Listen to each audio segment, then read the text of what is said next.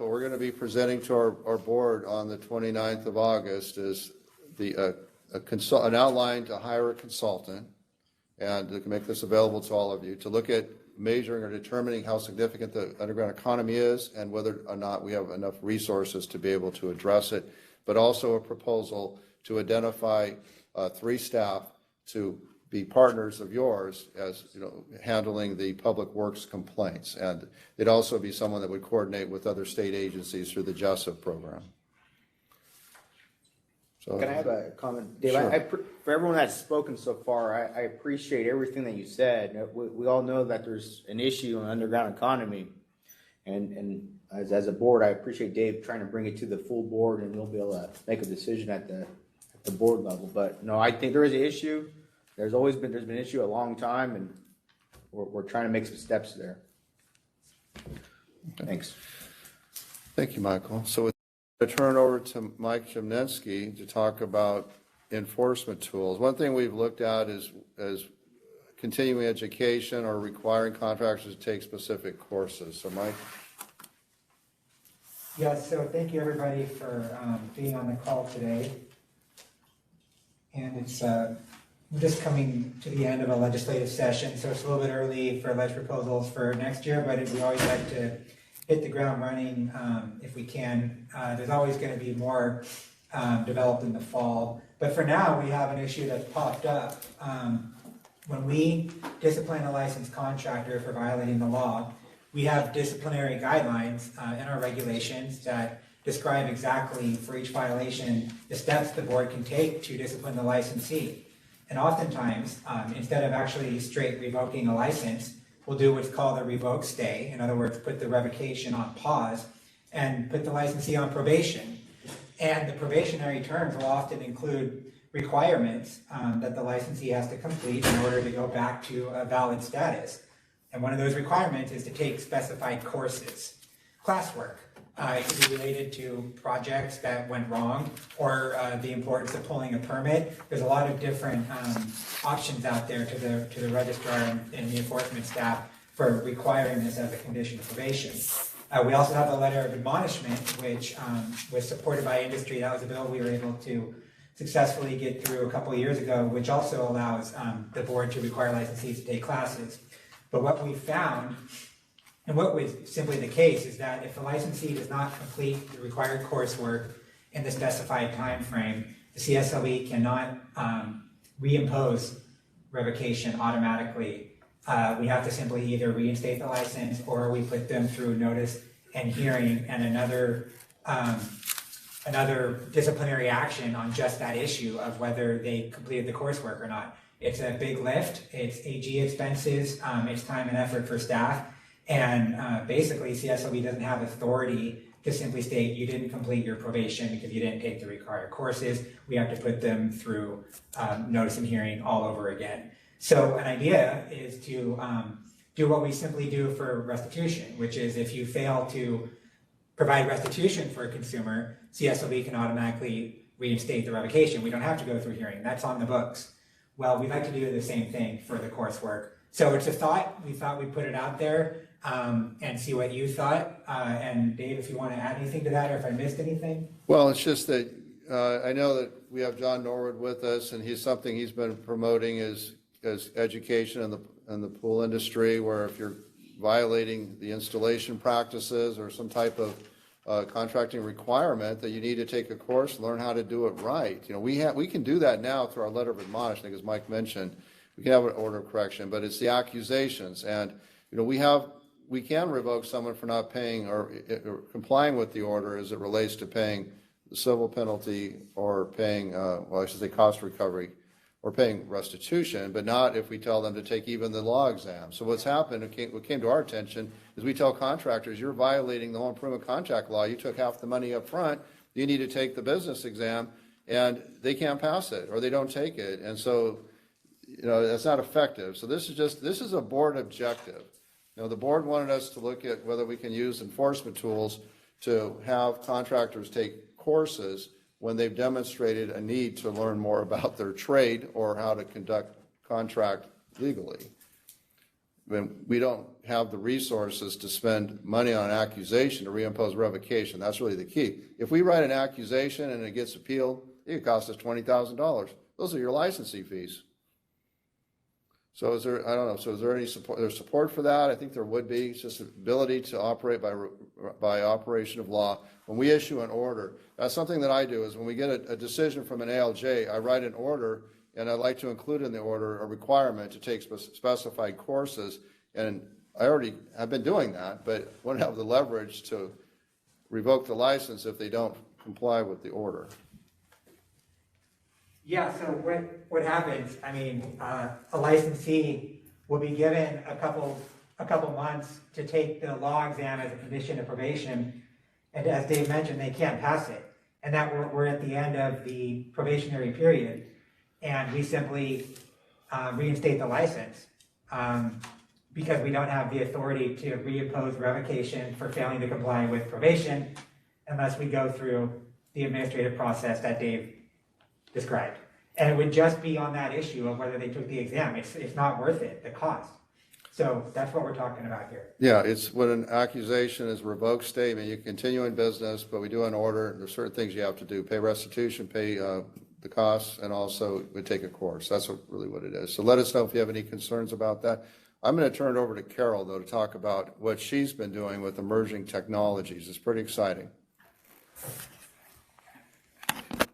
All right. I am the manager of the exam development unit, and I have been here for 17 years, manager for 7 or 8 now.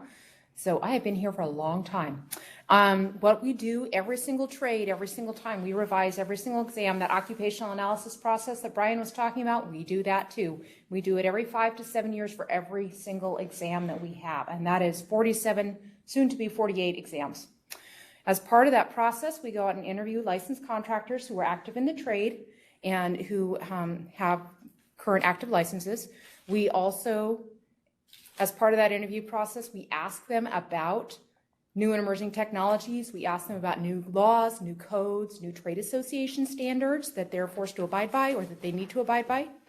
We also have active licensed contractors come up and review when we create our surveys. And if you are a licensed contractor, you've probably seen one or more of our surveys. They come out on SurveyMonkey every 5 to 7 years. So with those surveys, it's a list of all the tasks that we understand the contractors need to know in that trade, a list of all the knowledges we understand they need to know. And what we do is we have active licensed contractors go through those lists with us to make sure we covered everything, to make sure that we've got all that new and emerging technology, to make sure we have all those new codes in there. So we covered everything.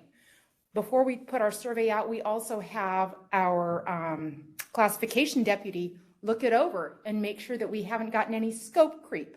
Because a lot of times the manufacturers will add new things to a field without necessarily reading over the California Business and Professions Code to make sure it's okay in California. And the contractors are excited. They want to get started and do this, but it doesn't necessarily mean it's within the scope of the particular license they have. So we have the classification deputy look it over and make sure it's within the scope of trade. There are times that he and I agree, put it out there in the survey and just see how many people are doing this. Because if there's a lot of people that are doing it, we want to know about it so that we can, in the future, in the past, what we've done is then Hal makes a decision, do we keep it or not? Usually it's no, we don't keep it. Sometimes he'll issue an industry bulletin. But in the future, what we want to do in conjunction with this objective is to bring it forward to the licensing committee to say, listen, a lot of people are saying that they're doing this particular thing, that they're installing heating mats with a tile contractor's license under their tile, and we think that this is not within the scope of the trade. So we bring it forward to licensing committee, and then they can make a decision about it as part of the board to decide if we want to include that in the license or if we want to say, no, this isn't part of the license. You need to get an electrical license in order to be able to do this. So those are the things we do. Thanks, Carol. And I'd really welcome any comments from those attending this meeting, because just to summarize what she said is it does happen where we have new emerging technologies, the classification, the work being done within that classification is expanding. They identify this, they bring it to the classification deputy, and if it looks like it might be a questionable or outside the scope of the regulation that established that classification, we're going to bring it to the licensing committee, and then ultimately may go to the full board for review. So this is Scott. from the California Pool and Spa Association. I've seen the tests and the exams. They don't always align with our ANSI standards or the PHTA, the testing that we have for pool contractors in the country. So the PHTA has a national testing program for pool builders, and a lot of those ANSI standards that are included in that are not part of the test requirement. How can we work together to get that remedied? Well, I'm glad you brought that up, because that's what, we want to request that you schedule a meeting with us to go over those issues, to make sure we're keeping up. I mean, that's got to be a real component to this. So, reach out to Carol, and we have the staff here that will meet and discuss what your observations are and take that into consideration. Yes, we are always happy to welcome new subject matter experts in any trade. As long as they have an active clear license in California, we're glad to have them. And they provide us often with the input about which trade standards and associations and codes that we need to follow. So we're going to provide some minutes, I should say, Mariah hopefully is going to provide some minutes to this meeting. We're going to include this issue, because I know some of you have had some concerns that the classification can change through the examination development process, and we're just here to tell you that that could happen, but we want to make sure that it's all transparent, and you as the industry leaders are aware of what's being considered. Yeah, Dave, this is Eddie Bernanke. As you can imagine, after spending the last 6 some odd years in the midst of a debate over scope creep within the electrical industry and the solar industry, really encouraged to hear the board coming up with some sort of pathway to ensure that in those cases of advancements in technology, that the board will take a look at the proper classification.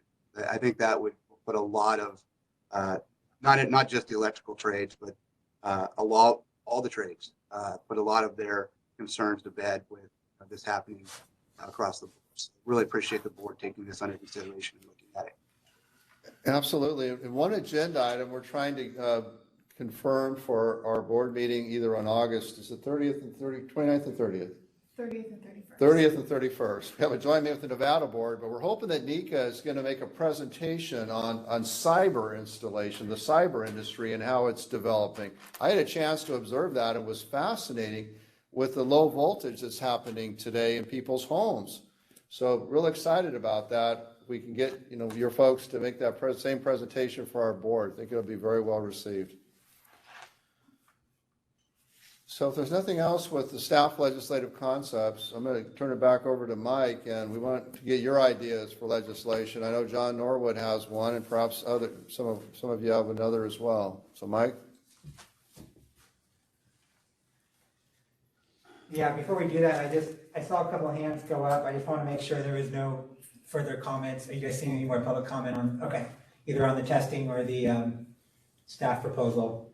Well, this next item is stakeholder ideas for legislation that we've received from stakeholders who are on this call.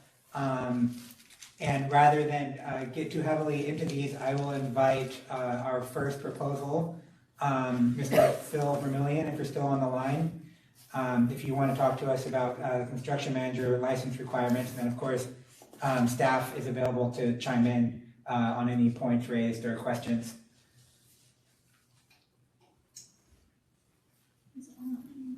Thanks, Mike.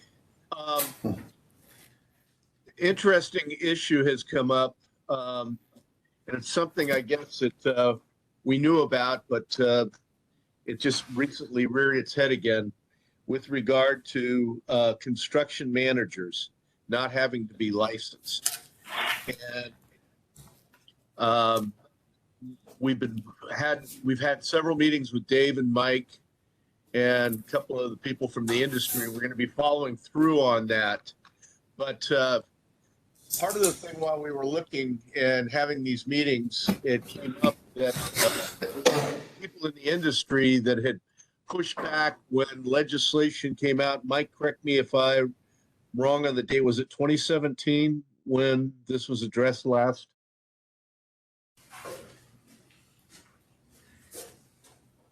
Are you talking about the changes to the CSLB Business and Professions Code or the government code? Yes. Or, Yes. 7026.1, I think is what he So said. yeah, for quick background, obviously in California, if you meet the 7026 definition of contractor, and what you're doing, you're by yourself or through others, you're materially altering a structure or grounds, you need a contractor's license if you're not exempt.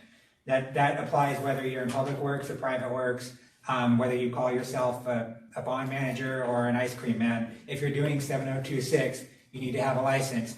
What Phil is mentioning here is people who refer to themselves specifically as construction managers, and that's an established business. There's coursework. We have a construction manager education account here at CSLB. This is all legitimate role in the construction industry. In the private sector for residential only, 7026.1, you must have a contractor's license to act as a consultant to a homeowner in scheduling bids and setting up subcontractors. Basically, the word construction manager isn't in that statute, but the concept is in residential, to act as basically a manager or consultant for a homeowner, you need to have a contractor's license. What Phil is getting at is there is not such a clear corollary in public works to the construction manager license requirement. What we have is in the government code, there's a statute which I don't have in front of me, but it states that in public works, you need to either have, if you're going to be a construction manager and meet a definition in that government code of construction manager, you need to have either an architect's license, an engineering license, or a contractor's license. So those three categories, it's not in CSLB's Practice Act, so it's not a code that we would enforce.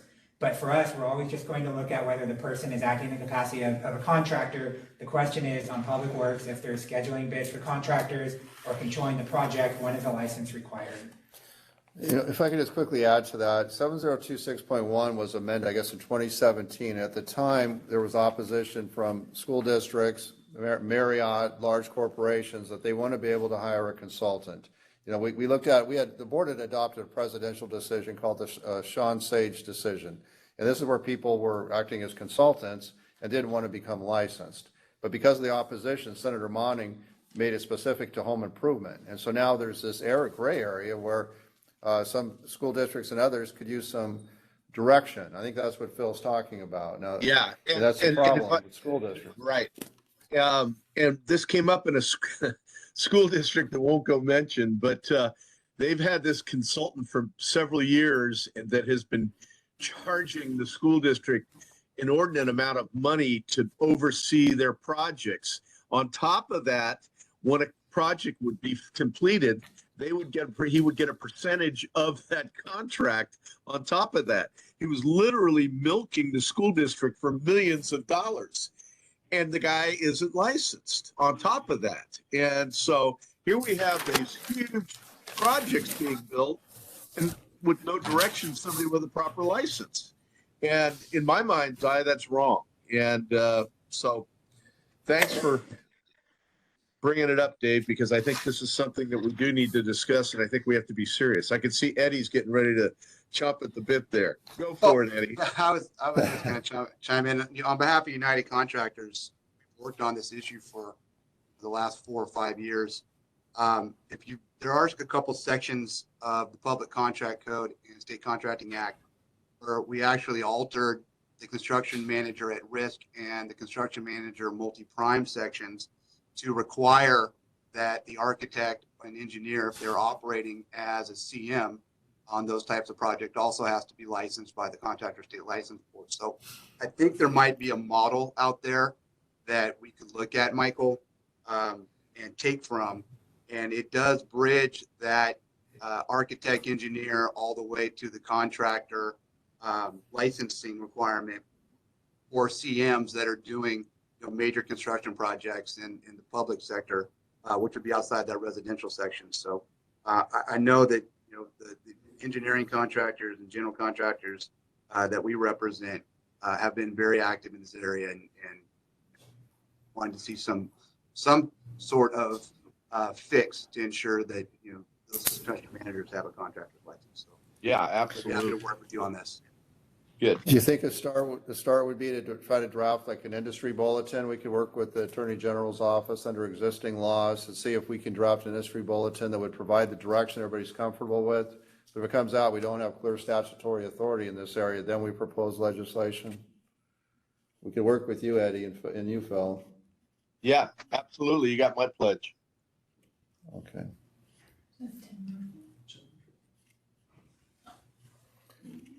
All right, Mike, does John Norwood have something he wanted to present? Another comment, Yeah. Chris Walker? Yeah. Tim Murphy had his hand raised. Yeah, am I hearing my name? Is John Norwood?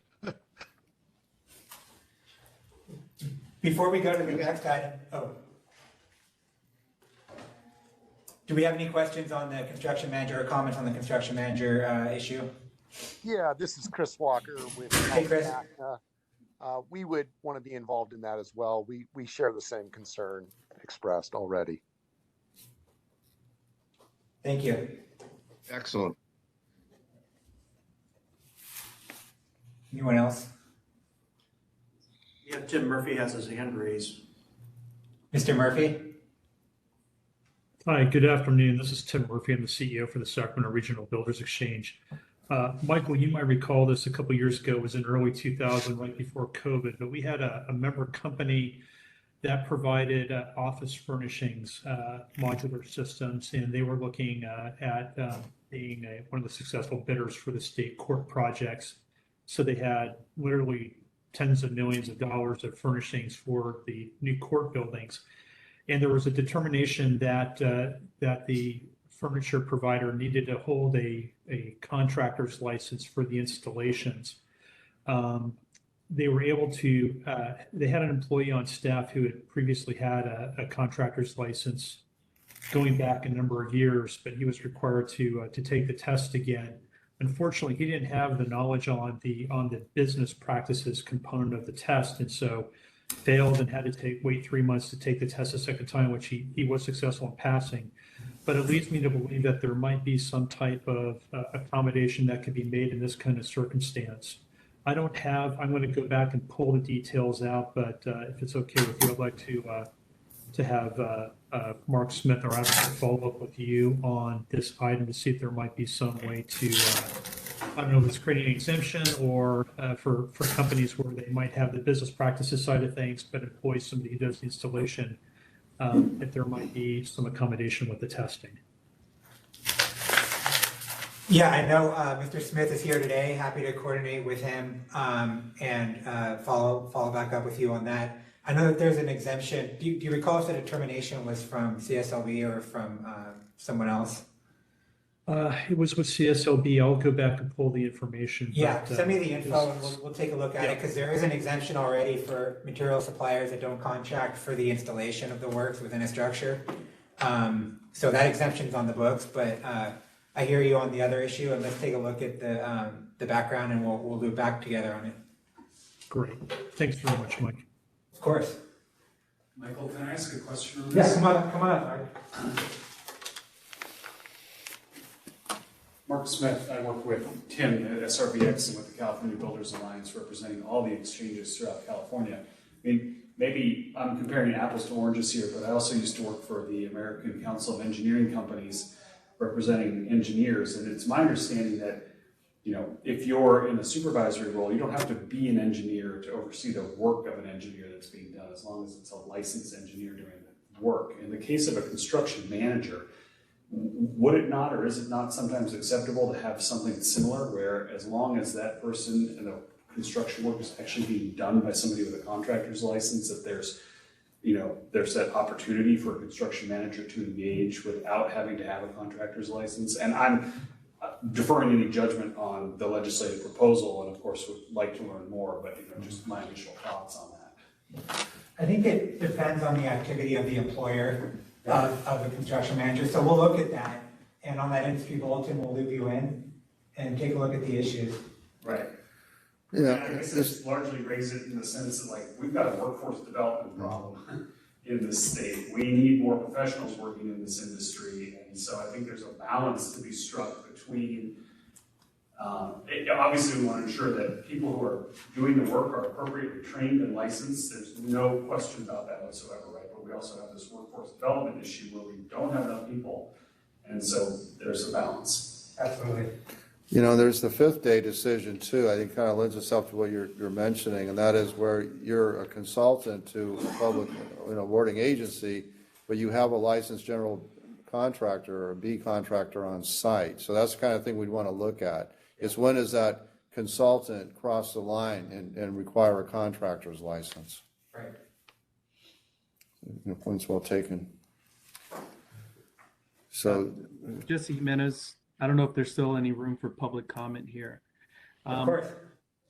I'll just recommend, because I see this all the time. I'm sure all the participants here and you folks all have war stories about these consultants practicing when they should be licensed, as does FFC, and we've seen it throughout the years. I like David's suggestion of providing guidance and writing a letter before we take the longer route, and I think it'll work. But my only recommendation is that we make it very clear and concise, because public agencies and folks kind of like to read these things to their convenience. If there's any wiggle room or any gray area in the guidance that's provided by CSLB, they're going to interpret it to their own interest and benefit. It's my only recommendation. I'm sure the letter's going to be well written, but I'd like for there to be no ambiguity if possible. thank you.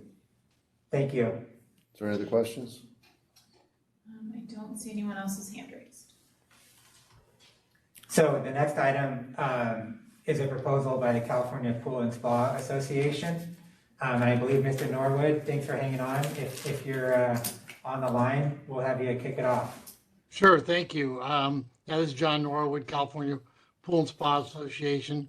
Our proposal does deal with Business Professions Codes 7167 and 7168.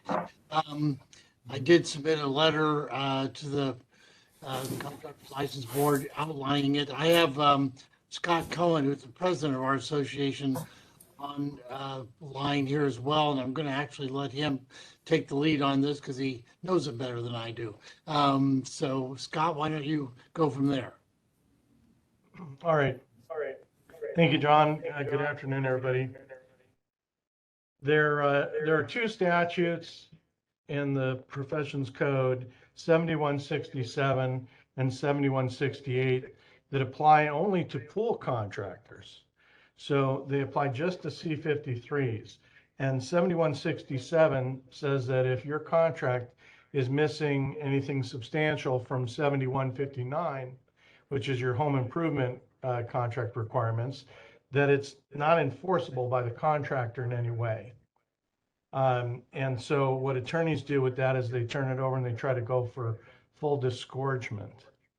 The other statute that applies just to C53s is 7168, and it's the only classification of contractor that is under this, where reasonable attorney's fees are awarded the prevailing party. So regardless if it's a pool contract, regardless of what it says on your contract, if it's a contract between a homeowner and a pool contractor and a lawsuit results, then the prevailing party gets their legal fees. So what happens with the result of this is there's a lot of attorneys. California is a very litigious state, as we all know. And what they're doing is they're taking that and they're running with it, because they can find $5,000 or $10,000 wrong with just about any swimming pool that's built, generate a bunch of complaints, and put the pressure on the contractor, because the contractor's liability insurance doesn't cover legal fees. And so these cases get settled under confidentiality clauses. So it hides it from the Contractor State License Board. So instead of filing a complaint with the CSLB, and we surprisingly, we don't have a lot of pool construction complaints, part of that is because the attorneys encourage their clients to file a lawsuit instead. As soon as that happens, CSLB stops investigating it and getting involved at all, and then it gets settled later out of court under a confidentiality clause. These two statutes apply 7167 and 7168 only to pool contractors. I think they should be revoked. They were established in 1979, before we had cell phones, before we had digital plans, before we even had fax machines. They're antiquated, and they don't need to exist. And then the contractors board can be more involved in resolving and being aware of complaints, and the bad actors will disappear. I've been working for the Contractor State License Board for 20 years as an industry expert. And I see the same names come up, and then the cases get dropped because they become a civil case, and then it disappears altogether, and the CSLB is taken out of the loop.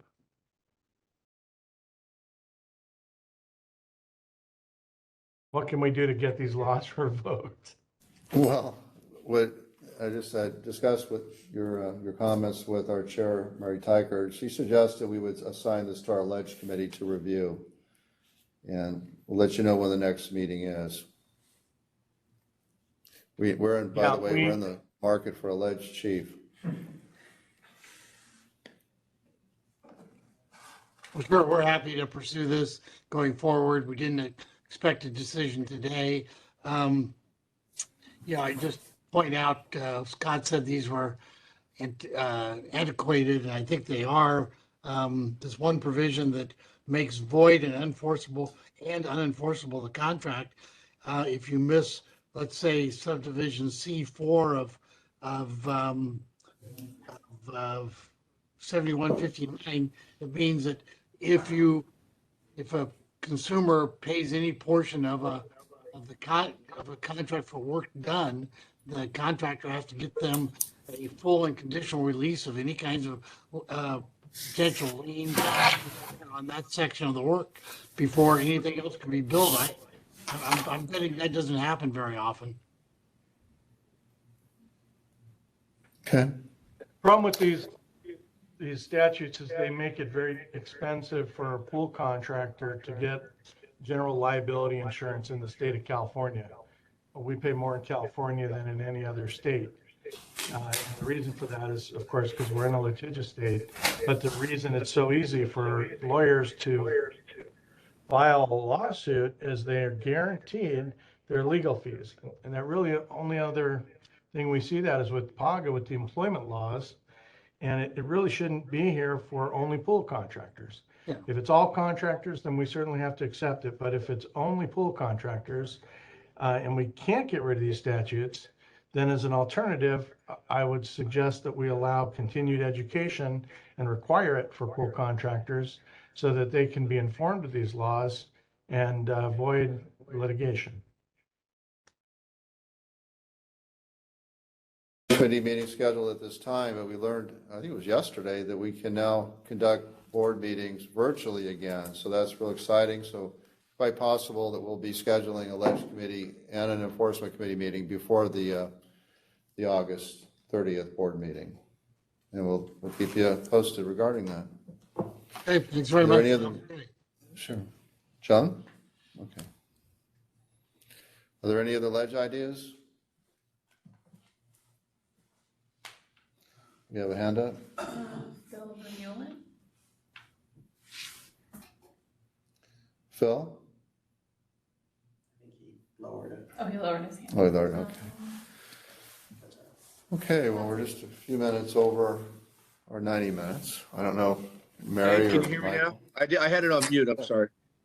Okay. We discussed a week or so ago about the board took an action and voted unanimously back in 2018 to eliminate on qualifiers the requirement of the 20% because there's no way for the board to enforce it, and instead require a qualifier bond. And I think it's something that is time has come. Again, the board voted back in 2018 to eliminate it. But my understanding from Mike is that it requires legislation. And I think that the industry should help push to get that through next year. I think that a qualifier bond would provide a lot more protection than an ethereal 20% that you have no way of monitoring. Yeah, one thing we can do in furtherance of that is put together a study of how many of our accusations and the results in license revocation have qualifiers that are on multiple licenses, which are not true subsidiaries. That's where I see the problem. You know, where you have a qualifier that's qualifying 3 licenses in different parts of the state and is not actively involved. And I'll tell you, I review these proposed decisions daily, and that's a pattern. It's a pattern where the qualifier says, I wasn't involved. You know, I just signed up to get a monthly payment. I wasn't actually involved. And they make that argument because they don't want to, they think they won't be responsible for the financial injury that occurred. So it is a definite problem. And that's something we can address further, is to see how significant it is, and then have our ledge committee take a look and evaluate whether that would be a better process. Because you're right, the 20% ownership, nobody knows what that means or how to require it. And we also did an undercover with one of our board members a couple of years ago. It was funny, our board member signed up for a professional qualifier who was going to become one. And we had a peace officer that actually impersonated the board member. And that's what they did. They said, here's a fake stock offering. If anybody asks you if you have 20%, it's this document, but this is not really, it doesn't mean anything. So unless, Fahad, you have anything to add on that, unless you have some way of verifying if somebody has 20%, it's just something to think about. Yeah. No, I think it's long overdue. I really do. Thank you. Any other ledge considerations? Any hands up, Jess? No hands Jason? If up. not, I don't know, Mary or Michael, if you have any closing thoughts? I appreciate all the industry input. I think all the thoughts that were shared today and the ideas brought forward are how we continue to keep this current and have a license feel relevant to people. So thank you for the good thoughts. And also I appreciate the work the Ledge Committee has, because that gives them an opportunity to really explore the depth of some of these issues, which obviously have come from a lot of different experiences. So I'm glad for that committee, and we'll refer a couple things that direction. So thank you, everybody. Absolutely. All right, Forrest? Yeah, I will say this, that a lot of the industrial stakeholders today was like, a lot of it helped us align for strategic goals. So helping us hear everybody's input really did help. And then it helps us align us for our next 2 years for our strategic plan. So thank you. All right, thank you both for attending. Okay, well, that'll conclude our meeting. Thank you all again for attending this afternoon. Thank you. Thanks, Dave.